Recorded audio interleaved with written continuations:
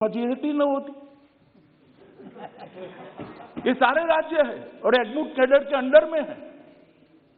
जहां पर विशेष प्रकार की भौगोलिक परिस्थिति होती है, एडमिनिस्ट्रेटिव परिस्थिति होती है, वहां पर अफसर भेजने पड़ते हैं और वो राज्य के विकास के लिए जाते हैं।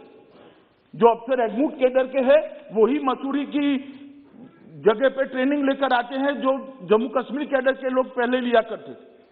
ये ऑल इंडिया कैडर है मान्यवर। और ओवैसी साहब इसका हिंदू मुस्लिम में विभाजन करते हैं।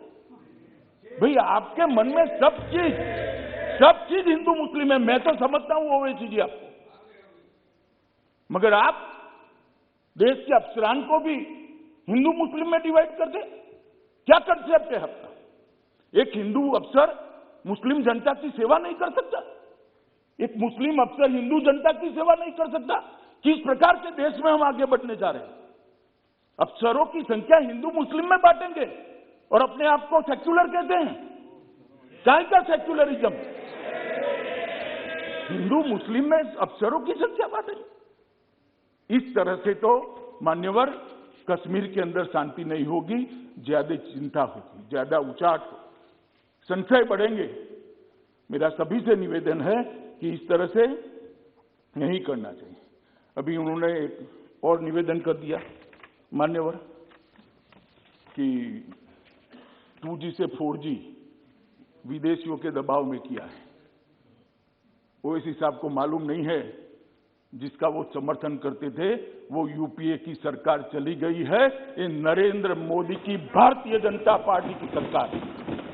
इस देश के फैसले ये देश करता है, इस देश के फैसले इस देश की संसद करती है। कोई हम पर दबाव नहीं कर सकता। और हमने उसको इसलिए रिस्ट्रिक्ट किया था मान्यवर कि कुछ समझने के लिए समय चाहिए था। अफवाहें न फैलाई जाए इसके लिए एक समय चाहिए था। और आप हमें पूछ रहे हो भाई अधीर रंजन जी 2G और 4G, आपने तो मोबाइल ही बंद कर दिए थे और 20 साल तक बंद कर दिए थे। वाजपेयी जी की सरकार ने आकर 2G 4G छोड़ो, मोबाइल सर्विस ही बंद कर दी थी। कहां गए थे उस वक्त सारे अधिकार? मैं आपको पूछना चाहता हूं मान्यवर आपके माध्यम से, कहां गए थे सारे अधिकार? जब विपक्ष में बैठते हैं तब अपने समय में क्या किया था वो भी तो थोड़ा याद रखना चाहिए, वरना फिर सुननी पड़ेगी। मान्यवर ये हमें 4G और 2G का कह रहे, मैं अभी भी कहता हूं कि सबसे बड़ा नागरिक का अधिकार है सुख और शांति से रहने का, सलामती के साथ रहने का। सलामती जहां नहीं होगी वहां सारे अधिकारों का कोई मतलब नहीं। ये नई फैशन शुरू हो गई मान्यवर। मैं कहना चाहता हूं कि ये जो लोग कह रहे हैं कि हम विदेश के दबाव में आकर कह रहे हैं, मैं उनको पूछना चाहता हूं कि किसके दबाव के अंदर धारा 370 को इतने समय तक चालू रखा आपने? ये तो जरा बता दीजिए, किसका दबाव था? कौन प्रेशराइज करता था?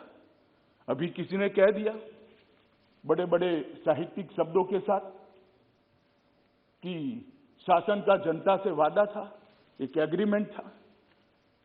भाई मैं तो एग्रीमेंट को बारीकी से पढ़ता हूं और मैं तो मानता हूं कि पूर्ववर्ती सरकारों ने भी जो वादे करे हैं उसको ध्यान से पढ़ने चाहिए और इसका अमल करना चाहिए।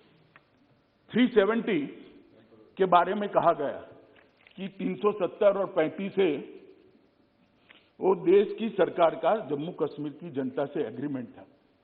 एग्रीमेंट जरूर था मगर उसमें टेम्पररी शब्द आप भूल जाते हैं पढ़ने का। ये टेम्पररी था। और जो मेरा हिसाब पूछ रहे 17 महीने में स्टेटहुड कब दोगे, स्टेटहुड कब दोगे, स्टेटहुड कब दोगे, हम जरूर देंगे। मगर मैं उनको पूछना चाहता हूं, ये मैंने भी कहा है स्टेटहुड टेम्पररी है, आप 17 महीने में हिसाब मांगते हो तो टेम्पररी 370 साल तक चली, उस वक्त क्यों हिसाब नहीं मांगते थे? एक टेम्पररी प्रोविजन कब तक टेम्पररी रहेगा? टेम्पररी प्रोविजन को क्यों उखाड़ नहीं देते हैं? क्यों कोई पूछता नहीं था? क्योंकि वोट बैंक की राजनीति कर रही थी। ये सरकार वोट बैंक की राजनीति से नहीं चलती। ये सरकार देश के हित में फैसले करती है। ये सरकार देश के भविष्य को सुधारने के लिए। हम आएंगे जाएंगे, लोकतंत्र है, जीतेंगे हारेंगे,